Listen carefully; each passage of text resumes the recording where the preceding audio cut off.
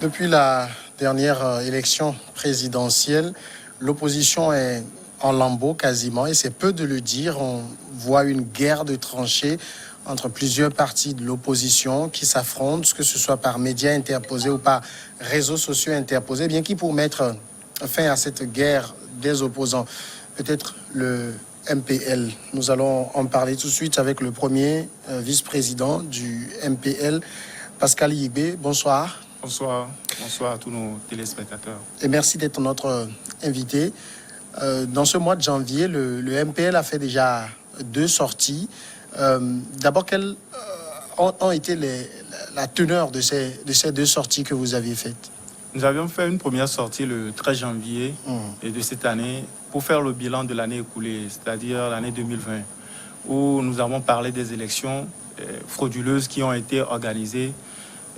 Après les élections, les conséquences sorties de cette élection, comme vous venez de le souligner, cette guéguerre entre l'opposition sur les réseaux sociaux et sur le terrain également, les conséquences au niveau de la population qui sont découragées et qui ne veulent même plus en savoir de la chose politique, la gestion du Covid, cette gestion sélective qui a été faite à l'égard de certaines populations. D'autres ont bénéficié de certains accompagnements et d'autres n'ont pas pu avoir ces accompagnements-là. Nous avons dénoncé cela. Et le laxisme de notre hémicycle, qui a remis tous les pouvoirs dans les mains de l'exécutif sans pour autant l'interpeller dans les bavures policières au cours de la gestion de Covid.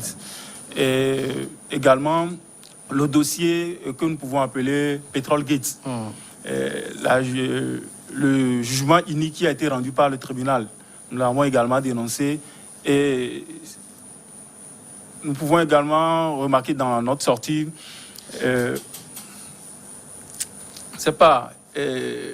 la presse qui est muselée au cours de l'année, jusqu'en janvier même, que nous pouvons constater d'abord dans l'affaire Petrolgate et tout récemment avec histoire de cuillère dorée, quoi que ce soit là, voilà. Et où on voit le SCRIC être au premier rang que la HAC, le rôle normal qui devait revenir à la HAC.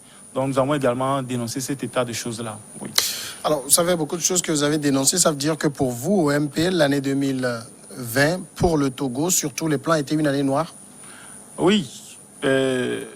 Noir, c'est en quelque sorte la couleur que nous pouvons donner à cette année-là, parce que il n'y a eu rien de bon que nous pouvons dire que au moins ce côté-là a été porteur pour cette nation ou bien la population togolaise. Vous ne trouvez pas que vous avez un verdict assez sévère? Non, pas sévère. Parce que vous avez commencé déjà en parlant d'élections frauduleuses, et puis tout ce qui s'en est suivi. Or, il se trouve également que sur plusieurs plans, le scrutin a été salué par plusieurs organisations internationales comme nationales, comme l'une des plus ouvertes, des plus crédibles, des plus transparentes. Vous n'êtes pas sans savoir non plus que tout récemment, le Lowy Institute a décerné au Togo un satisfecit quant à la gestion rigoureuse du coronavirus. Ça fait quand même beaucoup de points positifs que vous ne voulez pas voir. Oui, ça fait vraiment malheureux quand moi j'entends ces noms, l'organisation internationale, la CEDEAO, l'ONU, ces consonnes-là. Mais quand on parle de la population togolaise, c'est d'abord nous, le peuple, et non ceux qui sont à l'étranger, qui ne fonctionnent que sur certains calculs qu'on les envoie. Gouverner un pays, je pense que c'est d'abord satisfaire les besoins primaires de cette population-là. Ce n'est pas satisfaire les besoins des organisations toutes puissantes, qui sont même d'ailleurs des mafias. C'est pas ça qui est important, c'est plutôt la population qui est plus importante. Est-ce que notre population aujourd'hui est fière du traitement qui lui est réservé dans la gestion de cette nation? Non, je ne le dirai pas. Nous avons commencé les rentrées scolaires tout récemment. Est-ce que nos élèves, nos apprenants sont réellement dans les conditions adéquates? Est-ce qu'il y a une salle de classe? Sans vous mentir, alors nous sommes en train de parler. Il n'y a pas de professeur de mathématiques ni de sciences physiques au niveau de CG à Didogomé. J'ai bien donné le nom pour que les gens puissent aller vérifier. Mais ces élèves-là, en classe de 4e, ces élèves-là, en fin d'année, on dira qu'ils ont réussi. Peut-être avec 9 forts, et ils seront contents. Mais quand ils vont être déboursés sur le marché de l'emploi, on dira qu'ils n'ont pas le niveau.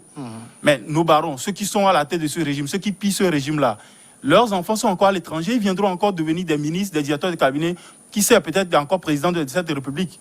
Au fait, qui souffre? C'est la population, c'est le bas peuple qui souffre. Ce n'est pas ces données statistiques macroéconomiques et ces consoles-là. Mais vous avez aujourd'hui un nouveau gouvernement qui a été formé et qui fait montre d'une volonté de renouveau, de travailler mieux, de faire les choses autrement avec la chef Victoire Dogbe. La seule chose qui est nouveau là-bas, c'est qu'on a une dame, c'est tout. Sinon, il n'y a rien de nouveau. Vous ne voyez rien de nouveau dans l'approche, dans la méthode? Qu'est-ce qu'il y a de nouveau? Je viens de donner un exemple palpable. Je dis, quand on voudrait comparer, il faut d'abord qu'on pose la question aux populations qu'on est en train de servir. Quand la population se sent à l'aise, quand il y a de l'évolution dans le quotidien de la population, là, on parle de l'avancement. Mais ce n'est pas de changer un homme par une femme. Ce n'est pas de changer les têtes. Ce n'est pas ça qui est important. C'est le quotidien, c'est le panier de la ménagère qui est important. Mais si ça, on ne touche pas et qu'on a des difficultés, on ne trouve pas à manger au moins 2 fois par jour, on ne peut pas dire qu'il y a un avancement. Aujourd'hui, est-ce qu'il y a un hôpital digne de ce nom au Togo? Si on a un accident tout de suite, si un simple citoyen a un accident, on va l'amener au CHU Tocoin, certainement. Mais est-ce qu'il y aura des soins adéquats? Je ne saurais le dire. Mais si un de nos dirigeants a un accident, qu'est-ce qui va se passer?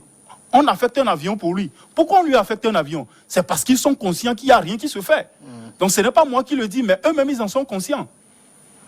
Et puis il y a eu aussi, puisqu'on va revenir après sur le bilan de 2020 avec le côté politique, mais il y a eu cette deuxième sortie où vous êtes intéressé à la situation des prisonniers politiques. Qui appelez-vous détenus politiques?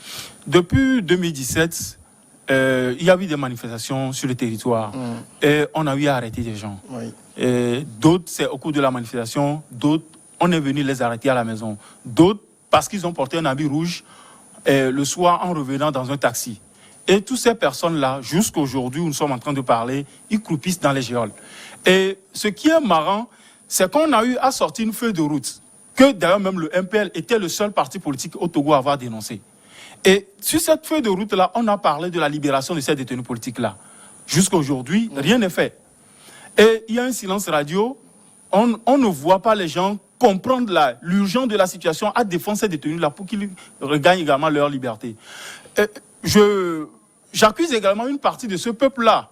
Parce que la population doit comprendre que ces messieurs ou dames qui ont manifesté et qui ont été arrêtés, ils ne sont pas sortis pour leur ventre, ni pour la cause de leurs enfants à la maison, mais ils sont sortis pour une cause nationale. Et il en va de bonne guerre que toute la population togolaise se mobilise pour leur libération. Maintenant, nos aînés de la classe politique de l'opposition, ceux qui étaient au dialogue, et ceux qui ont donné leur aval à cette feuille de route-là, ils ont même donné 15 sur 20. D'autres disent qu'ils étaient optimistes à cette feuille de route-là. Nous avions dit que nous n'avons pas confiance en cette feuille de route-là. On nous avait traité de babin parce que nous étions nouvellement installés sur la scène politique. Mais aujourd'hui, ça tout nous donne raison. Parce que rien n'est fait. Ces détenus n'ont pas été libérés. Mais il va falloir que ce régime-là entende raison et libère ces détenus-là. Parce qu'on ne peut pas emprisonner quelqu'un parce qu'il dit que sa nation n'est pas bien gouvernée et qu'il voudrait qu'il y ait un changement. Mais peut-être qu'il y a un problème de compréhension au niveau même de la désignation de ces personnes que vous, au MPL, vous appelez détenus politiques. Oui. Moi, je me rappelle encore que ce soit le ministre des Droits de l'Homme ou le ministre Baharay disait qu'il n'y a aucun détenu politique, aucun prisonnier politique au Togo. Oui, lui là. Des détenus de droit commun, des gens qui ont été pris parce qu'au cours de manifestations, ils commettaient des voies de fait, un certain nombre d'actes répréhensibles. Sa position lui donne droit de dire qu'il n'y a pas de détenus politiques au Togo. Est-ce qu'il reconnaît au moins que ceux qui ont été arrêtés, c'est lors des manifestations qu'ils ont été arrêtés? Oui, pas parce qu'ils manifestaient, mais parce qu'ils faisaient des actes ça, contraires à l'esprit de la manifestation pacifique. Je pense que le ministre n'est pas véridique envers lui-même. Parce que les gens sont sortis manifester. Maintenant, ils ont été arrêtés dans ce cadre-là. Qu'ils ne viennent pas nous dire que bon, ils ont fait des cas, ils ont fait ci, ils ont fait ça. Bon, au moins qu'on les amène au tribunal, qu'ils soient jugés. Les gens n'ont pas été jugés. Soit on se lève le matin, on entend que bon, telle personne a été jugée et sans avocat. Comment on peut être dans une république dite démocratique dans ce sens-là? Et on juge des gens sans avocat. Même s'ils n'ont pas d'argent pour avoir un avocat, normalement, l'État leur commet un avocat d'office. Et l'avocat devait se prononcer là-dessus, sur les manières ou bien les conditions dans lesquelles ils ont été jugés. Mais rien n'a été fait dans ce sens-là. Est-ce que vous pensez vraiment que ceux-là, par exemple, on sait les partis en ce moment qui avaient appelé les gens à manifester, qui sont aujourd'hui dans un mutisme, qui ne parlent plus de détenus, tout cela. Pourquoi vous en faites une préoccupation alors que ceux dont c'étaient les militants n'en disent plus rien? Il y a un pasteur allemand, Martin, qui disait, lorsqu'ils étaient venus pour arrêter les communistes, il s'est dit qu'ils n'étaient pas communistes, donc on peut arrêter les communistes. C'était également le cas des catholiques, des protestants et autres. Mais aujourd'hui, cet adage-là revient dans notre quotidien au Togo.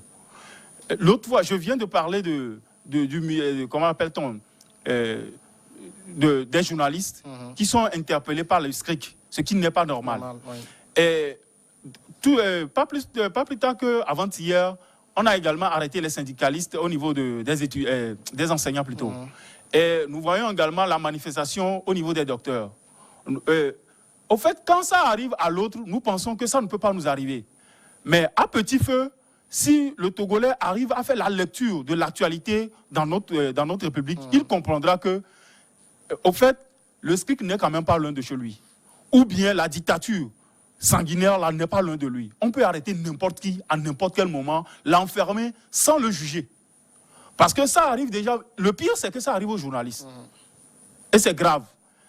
Agbomé a fui le pays. Pourquoi il a fui? C'est déjà arrivé aux politiques. Les gens ont cru que c'est uniquement aux politiques. C'est grave ce qui nous arrive au Togo.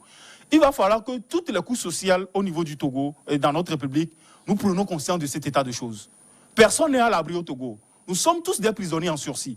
Donc pour MPL, nous n'allons pas entendre que ce soit moi, Pascal Ibé, qui soit dans les géoles pour que les militants de MPL sortent pour crier libérer Pascal Ibé. Non, ce n'est pas ça l'important. Quand un Togolais est en danger, il faut que toute la nation togolaise soit en alerte pour cela. Raison pour laquelle, pour nous, tous ceux qui sont dans les géoles, pour la cause politique ou bien pour la cause nationale, c'est de bonne guerre que nous les défendons. D'accord. Alors, on avait commencé donc par parler, en faisant le bilan de l'année 2020, justement de la présidentielle, qui était l'événement politique phare de cette année 2020, qui s'est soldé naturellement par la victoire de Faure Gnassingbé. Il y a ce que certains considèrent toujours comme ce contentieux électoral, mais pire, c'est que cette élection a un peu sonné la division de l'opposition. Est-ce que vous remarquez cela au MPL aujourd'hui? Oui, nous serions aveugles pour dire que nous ne l'avons pas remarqué. C'est plus la DMK qui attaque toutes les autres formations politiques. Quand vous suivez un peu sur les réseaux sociaux, mais même sur les débats sur les antennes, je ne sais pas si la DMK pense avoir fait quelque chose d'extraordinaire au cours de ces élections passées qu'il n'y avait jamais eu au Togo. Il n'y a rien d'extraordinaire. C'est la raison même pour laquelle, lors de notre sortie médiatique le 10 janvier 2020, le MPL, après son congrès, a demandé à tous les candidats de boycotter les élections pour qu'on refasse une autre stratégie pour combattre le régime. Mais ils ne nous avaient pas écoutés. Parce que nous avions vu la finalité de ces élections. Il n'y avait rien de nouveau dans l'organisation de ces élections. Tout était fin prêt pour que M. Faure Gnassingbé gagne encore frauduleusement.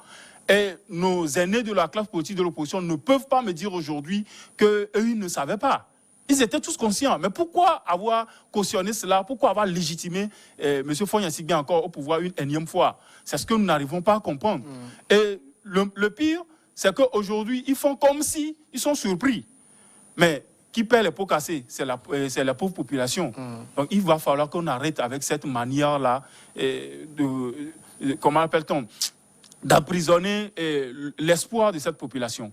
Et nous, au MPL, nous ne voulons même plus parler des leaders ou bien des partis politiques. Parlons plutôt du regroupement de l'opposition. Le regroupement de l'opposition, ce n'est pas les chapelles politiques, au fait. Mais c'est plutôt tous ceux qui trouvent que ce pouvoir gère mal notre pays. Et tout citoyen qui trouve que ça va mal, c'est un opposant. Ce n'est pas quelqu'un qui a de l'argent, qui crée son parti politique, qui est un opposant.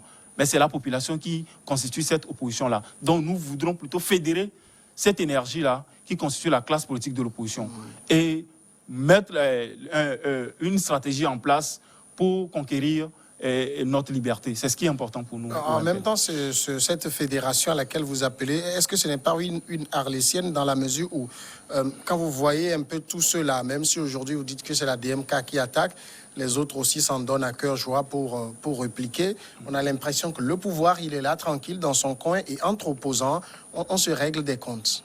Oui, Comment on peut fédérer avec ces gens-là? Oui, c'est la raison pour laquelle je parle de l'union de l'opposition. Je ne parle pas de l'union des leaders de l'opposition. Nous n'allons pas perdre notre temps à appeler nos grands frères à une table. D'ailleurs, même nous ne serons même pas écoutés. Nous avons donné nos avis de par le passé, nous n'avons pas été écoutés. Et nous ne pensons même pas encore perdre le temps pour cela. Notre temps, nous pensons l'utiliser pour la sensibilisation et la remobilisation de la population. Derrière qui? C'est ça aussi la question. Pas derrière une personne. C'est là l'erreur de notre politique au Togo. Nous avons toujours fait miroiter à ce peuple-là un leader, un messie, un sauveur. C'est faux. Il n'y aura pas un sauveur pour notre peuple. C'est le peuple même qui se sauvera. Et c'est là notre ligne politique, la révolution citoyenne. Nous conscientisons ce peuple-là pour que le peuple comprenne qu'il n'y aura pas un multimilliardaire richissime ou bien une diplomatie quelconque qui viendra nous dériver. Il faut que ceux qui ont compris qu'ils sont dans la souffrance à cause de ce régime s'arment, qu'ils fassent front commun et qu'ils, comment appelle-t-on, et qu'ils, je sais pas, et qu'ils luttent pour leur liberté, au fait. Et au lieu de donner de se donner à un leader qui demain peut également déserter ce pays parce qu'il a peur pour sa vie, ou bien quelqu'un qui a peur de mourir, ou quelqu'un qui a peur d'aller en prison. Parce que si aujourd'hui le peuple pense que c'est Pascal Igbe qui va le délivrer et que je meurs demain matin, alors le peuple perd espoir. Mais si le peuple comprend que c'est à lui-même de se délivrer, que je meurs, que je sois toujours dans la lutte, le peuple va maintenir ce combat-là. C'est ce qui est important pour nous. C'est pour cela que nous sommes plus dans la mobilisation, dans la sensibilisation, en allant sensibiliser cette population dans leur propre maison, dans leur service. Alors donc, ce que vous êtes en train de dire, c'est de demander aux populations, aux militants, d'oublier cette guéguerre qu'il y a entre leaders d'opposition et que chacun se reconcentre sur la lutte, c'est ça? Clairement cela. Parce que, qu'est-ce que ça nous apporte? Que ce soit Agboume qui a raison, ou que ce soit Fabre qui a raison, que ce soit Tipi qui a raison. La population, il gagne quoi? Rien du tout. Mais la population lui pense plus à son vécu, à son quotidien. Alors, armons-nous et allons conquérir notre liberté pour l'exercer librement. Donnons plutôt le pouvoir à celui que nous pensons être mieux placé ou qui a un programme de société qui nous sied. C'est mieux que de se donner à cette guéguerre-là entre opposants. On y est quand même et on voit ces leaders s'affronter. Moi, je m'amusais encore hier à suivre des discussions sur certaines plateformes. J'ai l'impression de petits gamins de cours de récréation qui se rentrent dedans. Exactement. Tel dit, c'est nous qui avons raison. Vous avez fait ci, vous avez fait ça.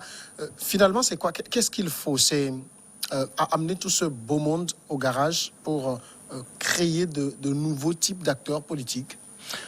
Créer de nouveaux types d'acteurs politiques, oui et non. Mais je pense que quand le peuple sera conscient, c'est d'ailleurs même ce que nous sommes en train de faire. Nous ne sommes pas des libérateurs pour le Togo, mais nous sommes là en tant que sentinelles pour éveiller la conscience de ce peuple-là. Quand le peuple prendra conscience, les leaders également prendront conscience. Parce qu'ils comprendront que le peuple les a mis au garage. Alors celui qui veut réellement travailler pour ce peuple, il va se conformer aux aspirations du peuple. Et ceux qui ne veulent pas et qui veulent continuer par faire leur business, ils iront en retraite. Ça va venir Ça viendra de l'engagement du peuple. C'est parce que le peuple continue toujours par leur donner un minimum de confiance qu'ils pensent être quelque chose, alors qu'ils ne sont rien sans ce peuple-là. Alors, quand le peuple prendra conscience et le peuple va commencer par prendre des engagements vis-à-vis de cette dictature et va aller dans le sens de sa liberté, les autres vont commencer par prendre le train en marche. Mais dans le fond, est-ce que vous n'avez pas aussi le sentiment qu'après février 2020, il y a beaucoup de lassitude au niveau du peuple? Oui, le peuple s'est désintéressé. Oui, et c'est ce que nous sommes en train d'enlever dans la mentalité de nos citoyens. Vous pensez y arriver? On peut y arriver et on doit y arriver. Ce que j'entends les gens dire, c'est que depuis 90, nous faisons la même chose. Oui. On nous mobilise pour tel, nous sortons parce qu'on ne peut pas accuser peut-être ce que vous appelez le peuple d'avoir trahi, non. Mais ce sont toujours ceux-là qui nous déçoivent et finalement ils se disent, bon, à quoi bon? Chacun s'occupe de lui et c'est bon. Le peuple a toujours confié son destin à un homme. C'est ça notre malheur. Le peuple a toujours manifesté son désir du changement. Et nos aînés ont marchandé ce désir de ce peuple-là. Je prends tout récemment, avec la C14. Ouais. C'est Faure Gnassingbé qui est sorti appeler ses pairs de la sous-région pour venir à son secours. Et ils étaient là pas pour sauver ce peuple, mais pour sauver le fauteuil présidentiel de M. Faure Gnassingbé. Et bizarrement, nos aînés de la classe politique de l'opposition ont cru à ce dialogue. Ce dialogue que nous avons dit au MPL, nous n'étions pas d'accord. Parce qu'ils étaient là juste pour maintenir le régime. Mais ils sont allés, ils ont dit quoi au peuple? Le peuple de rentrer à la maison. Alors que le peuple n'avait pas encore gain de cause de sa lutte. Normalement, il fallait laisser le peuple aller au bout. Aujourd'hui, le peuple se sent trahi. Oui. Mais nous remobilisons ce peuple. Pas pour être derrière nous, mais pour être derrière leur propre cause. C'est ce qui est différent. Ils ont mené une lutte pendant 30 ans en étant derrière une personnalité, une personne. Aujourd'hui, ces personnes sont où? D'autres sont exilés, d'autres ont abandonné, d'autres peut-être en prison, d'autres peut-être sont morts. Mais est-ce qu'il faut encore continuer la même stratégie? Non. Il faut mettre un système en place où on n'a pas besoin d'un leader devant.